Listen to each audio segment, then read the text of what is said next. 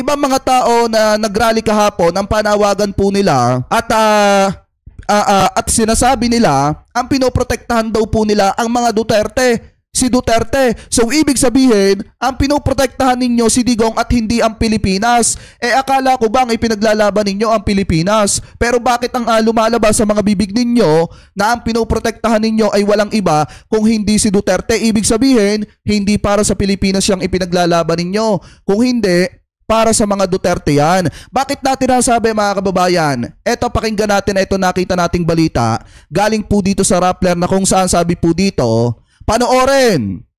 Supporters of former President Rodrigo Duterte are clashing over granting interviews to journalists, with some of them claiming that the press has been biased against him. Ibig sabihin, eto daw po mga taga-suporta ni dating Pangulong Duterte ay nag-aaway-away daw po kahapon mga kababayan, dahil nga daw yung iba pinipigilan na magpa-interview sa media yung iba dahil ang claim daw po nila bias daw po yung mga media. So eto, pakinggan po nating mabuti to ha. Maraming mali. Duterte naman ang pinaglalaban natin dito eh. O diba? Kung gano'n ang pinaglalaban natin, hindi tayo solid Duterte. O yan. OFW Global Movement yan ang maraming mali. Sabi kasi nitong isa mga kababayan, maraming mali. Marami kasing mali. Kasi ayaw kasi nung iba, napayagan yung iba nila mga kasamahan na magpa-interview sa media. Ang problema, ang katuwiran naman itong isa, bakit? Bakit? Diba ang pinaglalaban naman natin dito, Duterte. Kung mali yung pananaw mo, hindi ka solid Duterte. Eto mga kababayan, naklaro lang natin. Ang isinisigaw ng ibang mga kasamahan ninyo at ginagamit na passage nila para makapagsagawa sila ng mga rally dyan at makakuha ng simpatya sa mga kababayan Pilipino po natin, ang salitang ang ipinaglalaban nila ay ang bansang Pilipinas at ang mamamayang Pilipino. Pero ngayon lumalabas yung totoo. Bakit? Dahil ang purpose ng kanilang mga sinasagawang rally mga kababayan ay para suportahan at ipaglaban ng mga Duterte, hindi ang Pilipinas. Dahil unang-una, yung mga taga-suporta ni Digong, wala naman talagang pagmamahal sa Pilipinas yan. Dahil kung talagang mahal na mga yan ng Pilipinas, di dapat ang sinusuportahan ninyo yung issue ng West Philippine Sea kasi teritoryo ng Pilipinas yon. At dapat kinukundena ninyo yung mga taong nasa gobyerno na gustong ipamigay ang Pilipinas sa bansang China. Gustong gawing probinsya ng China ang Pilipinas kung talagang mahal ninyo ang Pilipinas. Pero ngayon maliwanag naman na lumalabas sa bibig ng mga ito na kung hindi ka sumusuporta sa gustong mangyari ng mga Duterte, ibig sabihin hindi ka solid Duterte. Duterte naman ang pinaglalaban natin dito eh. Kung gano'n ang pinaglalaban natin, hindi tayo solid Duterte. Ayan o. OFW Global Movement yan ang maraming mali. Kita nyo, no? Duterte naman ang pinaglalaban natin dito eh. Kung gano'n ang pinaglalaban natin, hindi tayo solid Duterte. Nakakahiya kayo. Diyan pa kayo nag-away-away sa mga rally ninyo. Paano kayo makakatagal niyan? Paano kayo makakapagpadami ng supporter nyo sa gagawin ninyong Mimol's Mower?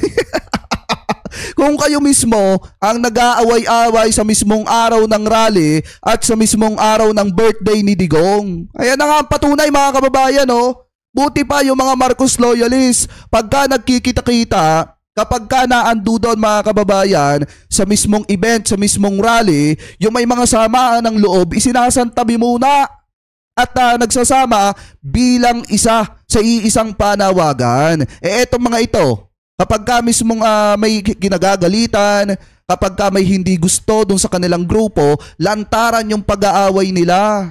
'Di ba? Lantaran yung kanilang pagwawalang hiya dun sa mismong araw ng event.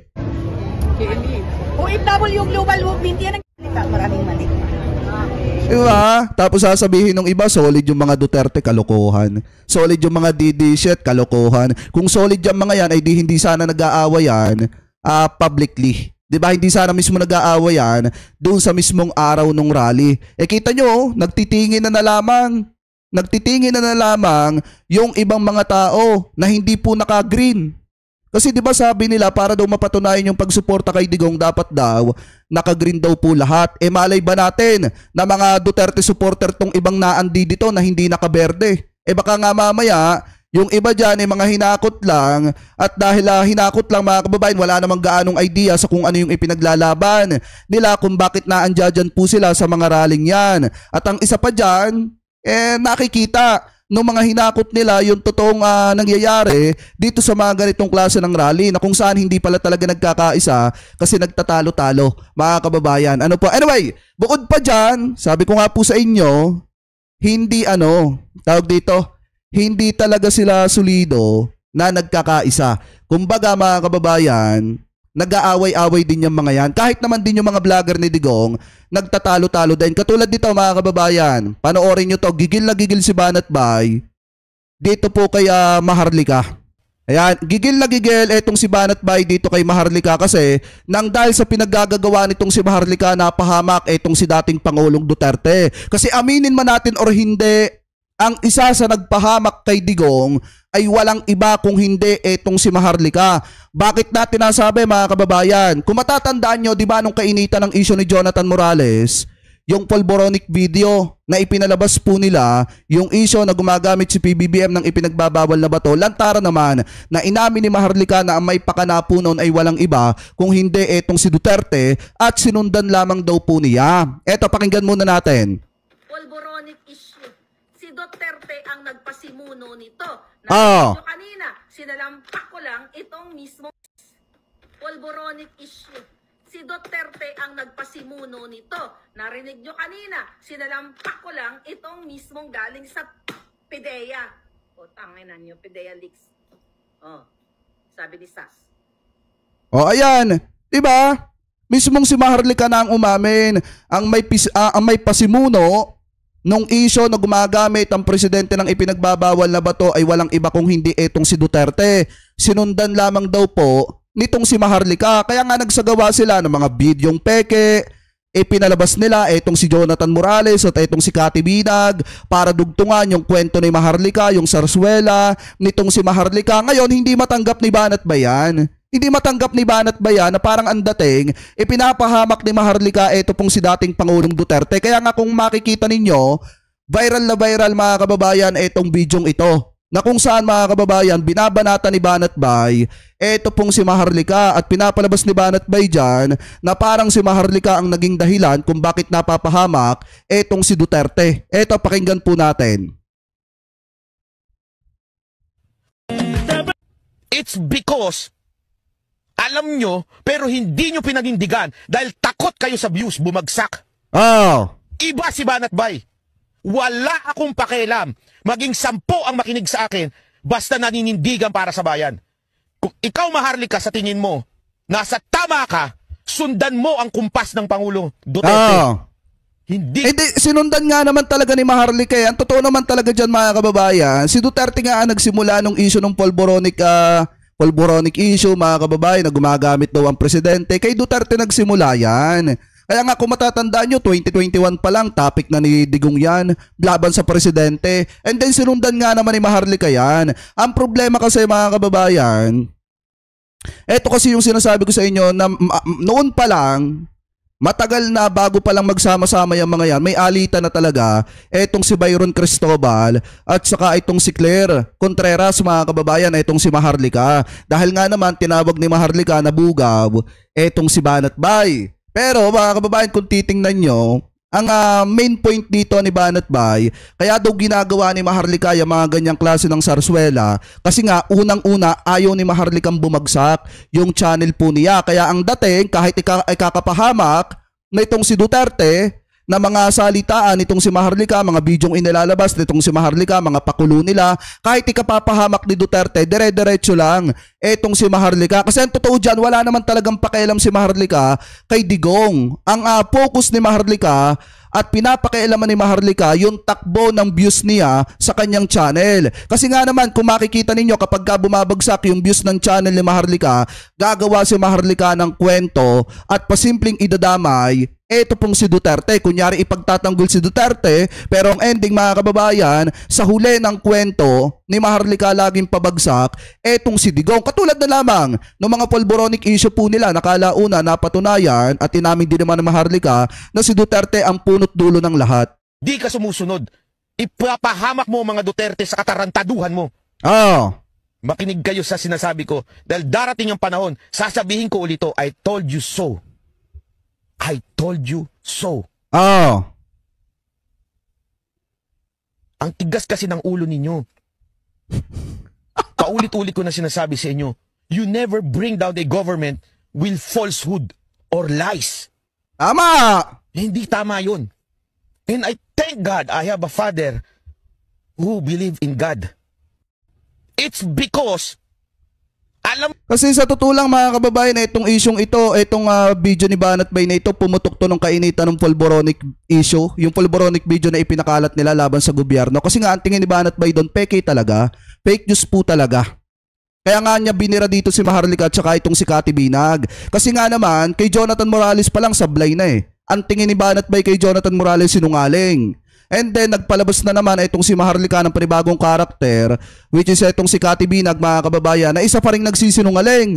Isa pa rin sinungaling. Ngayon hindi na nakayanan ni Banat Bay yung ipinapakalat ng mga kasamahan niyang vlogger na puro fake news na katulad din naman itong si Banat Bay. Sila na mismo yung nag-aaway mga kababayan. At yung sinasabi niya dito na naipahamak ni Maharlika itong si Duterte, nangyari nga, nagkatotoo nga. Bakit? Nang dahil sa pinaggagawa ni Maharlika, nagkaroon ng hidwaan na matindi sa pagitan mga kababayan ng dating presidente at ng kasalukuyang presidente na naging dahilan para pabayaan ng presidente sa kasalukuyan ni PBBM etong si Duterte sa mga kasong dapat niyang harapin. Kaya wag niyong isisi sa presidente lahat, wag niyong isisi kay PBBM lahat kung bakit nangyayari kay Digong yan. Dahil kung meron mang dapat sisihin dyan, walang iba kung hindi yung mga vlogger ni Duterte na gumagawa ng sariling problema at tumatama dito kay Digong yung mga ginagawa nilang problema. Ang may kasalanan po kung bakit nalagay sa ganyang klase ng sitwasyon etong si Duterte ay walang iba. Walang iba lang naman kung hindi yung mga taga-suporta niya, yung mga kaalyado niya, at yung mga taong nakapalibot sa kanya na kinukonsinte at inuudyukan etong si Digong na gumawa ng mga kwento laban po sa gobyerno ni PBBM. Laban sa pamumuno ni PBBM na naging dahilan para mawalan din ng tiwala ang presidente kay dating Pangulong Duterte at hayaan po si Digong. Yan ang katotohanan dyan. Kaya wag din yung isisi sa ibang tao yung problema na kayo mismo ang gumawa. So maliwanag na kung nagtatalo-talo etong si Panelo, si Harry Roque, nagtatalo-talo din yung mga vlogger ni Digong katulad ni Banat Bay at saka po nitong si Maharlika. Nagsisisihan po silang lahat mga kababayan dahil nga ang tingin ni Banat Bay si Maharlika ang nagpapahamak kay dating Pangulong Duterte. Anyway, mga kababayan, comment below na lamang po kung ano po masasabi nyo. Hingil po dyan. At ngayon, punta na po tayo dito sa next topic po natin. Kasi etong sunod po nating pag-uusapan mga kababayan, napakatindi po nito. Yan. Alam nyo naman, mga kababayan, na tayo po ay tubong Batangas. Ano po, talagang napakalaki ng pagrespeto at pagsuporta po natin sa mga kongresista natin dito po sa Batangas. Bakit mga kababayan? Kasi yung mga kongresista po namin dito, katulad po nitong sina Marinho, nitong sina Marinho, Teresa Colliantes, Ma'am Luistro, Congresswoman Jinky Luistro, Eric Buhain, mga kababayan. Ito po yung mga kongresista na dapat po sinusuportahan dito sa Batangas. Bakit? Kasi mga kababayan, sila lang naman yung mga kongresista na hindi po kinukonsinte ang ginagawang anomalya nitong si Sara Duterte. Bakit mga kababayan? Kung titingnan nyo, may nakita kasi tayong post galing po dito sa Batangas News. Sabi po dito mga kababayan, ito basahin natin Yan. Mga kongresista ng Batangas bumoto para patalsikin si VP Sara Duterte habang patuloy ang pagdadalamhati ng mga taga-suporta ni dating Pangulong Rodrigo Duterte sa kanyang pagkakakulong sa dahig. Isang mas naunang dagok ang ginawa ng 4 na kongresista mula sa Batangas. Sila ay bumoto pabor sa impeachment ni Vice Presidente Sara Duterte. Sabi pa dito, narito ang mga kongresistang lumagda para patalsikin ang anak ng dating Pangulo. Eto daw, Eric Reyes Buhain, 1st District Batangas. Jervil R. Luistro, 2nd District Batangas. Ma Teresa Colliantes, 3rd District Batangas. Mario A. Marino, 5th District Batangas.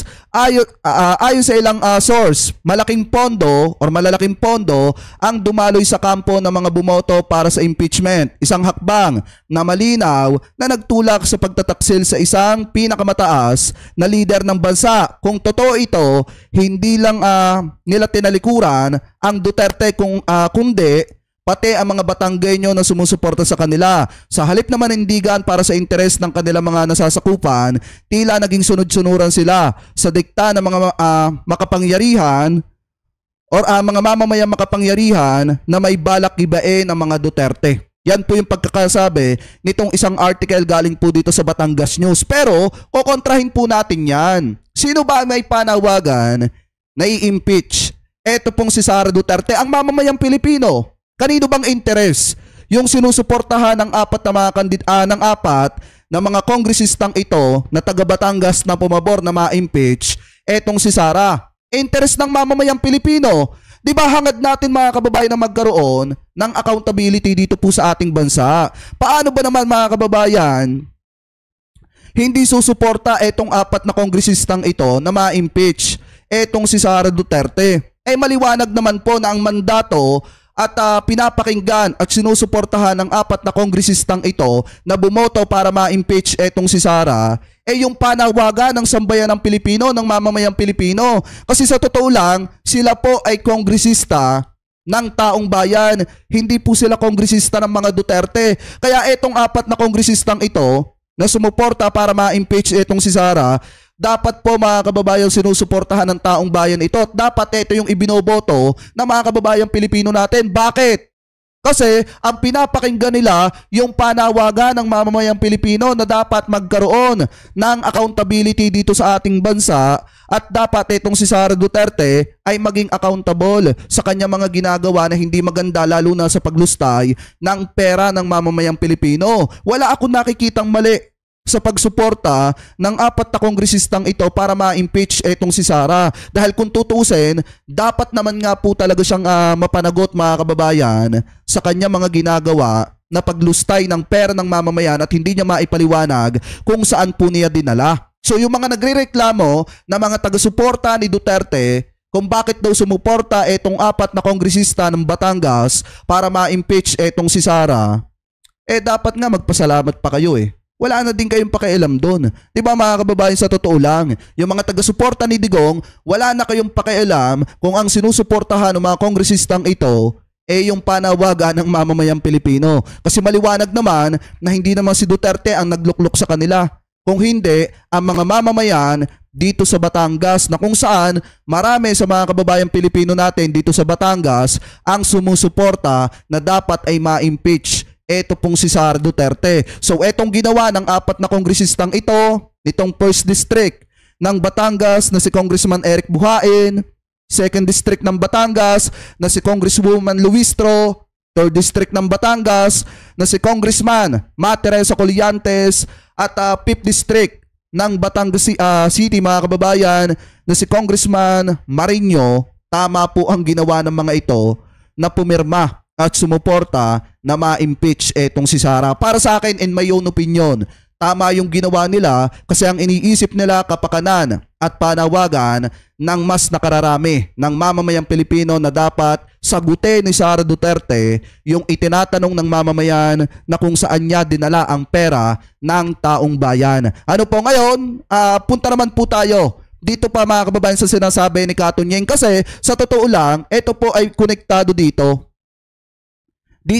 sa tinatalakay nating ito. Kasi pinapalabas kasi nitong Batangas News na nagtaksel itong apat na kongresistang ito. Pero para sa akin mga kababayan, ito yung mga kongresista na dapat po ay sinusuportahan kasi nakatuon sila sa mandato at panawagan ng mamamayang Pilipino na dapat itong si Sara ay maging accountable Ano po, dapat malitis siya, dapat harapin niya, sagutin niya kung saan napunta yung pera ng mamamayang Pilipino. So ngayon, ituloy po natin yan dito. Yan. Na kung saan sabi po ni Katunyeng, hindi porket mahal na mga DDS itong si Sara, kahit mali na, susuportahan pa. Oo, kahit love pa natin si BP Sara. Pero ibig sabihin ba, pag may nakikita tayong mali, okay na sa atin yun? Hindi pwede yun. Halimbawa, may nakita tayong mali kay Pangulong Bongbong Marcos, magsasawalang kibo ba tayo? Magsasawalang. Katulad nito kay BP Sara, mga kababayan. Ito, narinig nyo na rin po ito. 406 names na nag-acknowledge na tumanggap ng pera, puro mga non-existent. Yan kasi mga kababayan yung hindi alam ng mga taga-suporta ng mga Duterte. Hindi nila alam kung paano sila ginagawang uto-uto at tanga ng kanilang mga taong sinusuportahan. Biruin nyo kung gaano kadami yung mga recipients na mga hindi nag-e-exist na tumanggap ng pera, tumanggap ng confidential funds na galing mismo sa opisina ni Sara Duterte at sa opisina ng DepEd, mga kababayan, noong panahong hawak niya pa ang DepEd. Tapos hindi nila maipaliwanag. Sasabihin nyo, confidential yan baka naman talaga itinago sa pangalang iba. Ba't pa kayo nag-submit ng acknowledgement receipt kung lokohan lang pala yun? Dapat hindi na ni-require yung acknowledgement receipt. Tama! What I'm saying here is, may mali talaga, may problema talaga sa pera ng bayan. Pag nakita na nating mali yun, at umokay pa rin tayo, at nakita na natin, hindi, mali yun, pero okay yan. Kasi love ko yan may problema na po tayo, mga kababayan. Tapos ngayon, makikita natin, dahil nilabas ng COA yung report nito, na ang Confidential and Intelligence Fund ng Office of the President ay ilang bilyon? 4 na bilyon ba? O 5 bilyon? Ba't yun, hindi iniimbestigahan? Pwede rin pong pa-imbestigahan yun sa totoo lang. Kaya lang, may problema tayo ng konti. Bakit po? Ang presidente po kasi ng Pilipinas ay hindi po isang civilian na mamamayan lamang. Sino po ba ang presidente ng Pilipinas? Ang presidente po ng Pilipinas ay hindi lang po chief executive, kundi siya po ang commander-in-chief of all the armed forces ng Pilipinas. So may kinalaman pa rin po sa state security, sa national security, ang Pangulo. Kaya yung tungkol sa confidential intelligence fund niya, kung gusto nyo pa-imbestigahan, okay din yun. Pero ang kaibahan po kasi niya, bilang Pangulo, siya ang Commander-in-Chief. Yung pangalawang Pangulo at Deputy Secretary, iba po yun. Tama. So yan yung tama to sinasabi dito ni Katunyeng Hindi porket mahal nyo si Sara Duterte, hahayaan nyo na lang. Hahayaan nyo na lang yung mga ginagawa niyang mali at anomalya sa ating gobyerno. Hindi porket sinusuportahan nyo sila, magpapatay mali siya na lamang po kayo at isasawalang kibo nyo na lamang yung mga nakikita ninyo na maling ginagawa ng ating Vice Presidente. Kung talagang mahal ninyo si Sara, hahayaan yung harapin niya yung kanyang impeachment trial, hahayaan yung sagutin niya yung mga katanungan kung saan napunta yung pera ng taong bayan at kung bakit kinakailangan nilang gumawa ng mga peking pangalan na hindi nag-e-exist para lamang tumanggap ng pera ng mamamayang Pilipino. Dahil kung kukonsintihin ninyo yung mga ginagawa niyan, tapos magiging presidente pa yan, kawawa ang bansang Pilipinas, kawawa ang mamamayang Pilipino. Tuwing magtatanong ang taong bayan, maggagalit-galitan siya at gagawa siya ng isang eksena at drama na kung saan magiging dahilan para makalimutan yung kanya mga ginagawang hindi maganda or yung mga ginagawa niyang anomalya. Kaya nga doon sa mga taga-suporta ni Digong, huwag kayong magalit kung bakit yung mga kongresista natin sumuporta para ma-impeach itong si Sara. Kasi sa totoo lang, yung mga kongresista, halal ng bayan yan at hindi ang mga Duterte ang naglagay sa kanila kung nasa saan po sila ngayon. Kung hindi, ang mamamayang Pilipino. Maliwanag po mga kababayan, yung mga kongresista po natin, halal po ng taong bayan yan. Hindi po halal ni Duterte yung mga yan. Kaya kung ano yung gusto nilang gawin, kung sumuporta man sila or hindi na ma-impeach itong si Sara Duterte, wala na pong pakialam doon yung mga taga-suporta ni Digong. Kasi unang-una, dapat naman nga talaga na mapapanagot at dapat matanong etong si Sara kung saan niya dinala ang pera ng mamamayang Pilipino. Kasi sa totoo lang, sa dami ng mga lumalabas na mga resibo na nakatanggap na mga confidential funds at iba-iba pa yung mga pangalan na talagang hindi nag-e-exist mga kababayan, dapat po sagutin niya yon. Katulad na lamang ni Mayor Grace Piatos, Coqui Villamin, and then yung mga amoy asim, yung Dodong Gang. Di ba dapat sagutin niya kung talagang natanggap ba yan or gawa-gawa lamang nila yung pangalan na yan para maibulsa po nila yung pera ng taong bayan. Kasi kung hindi niya po sasagutin ito at kung pagtatakpan ito ng kanyang mga taga-suporta, dapat lang na ma-impeach yang si Sara Duterte. Mga kababayan, ano po? So anyway, comment below na lamang po kung ano po masasabi nyo. Hingil po dyan, mga kababayan, sa balita pong yan na tinalakay po natin na kung saan ang gagalaite yung mga didishet at nag-iiyakan sila. Kasi nga naman, apat na kongresista sa Batangas ang sumuporta at pumirma para ma-impeach eto pong si Sara Duterte. At kasama doon, yung kongresista mga kababayan na nakakasakop dito po sa aming lugar. Kaya nga sabi ko nga sa inyo, pinagmamalaki ko yung kongresista namin, si Congressman Marinho mga kababayan na ngayon ay tumatakbo ata sa pagka-mayor dahil mas pinili niyang pakinggan at unawain ang panawagan ng mamamayang Pilipino na dapat po ay ma-impeach etong si Sara Duterte at dapat sagutin niya ang katanungan ng taong bayan kung saan napunta ang pera ng mamamayang Pilipino. Ibig sabihin, talagang mahal ni Congressman Marinho ang taong bayan at pinapakinggan niya yung panawagan ng mamamayang Pilipino, hindi yung sinasabi ng kampo ng mga Duterte. Ano po? Anyway, comment below na lamang po kung ano po masasabi nyo. Hingil po dito sa balitang ito na tinalakay po natin.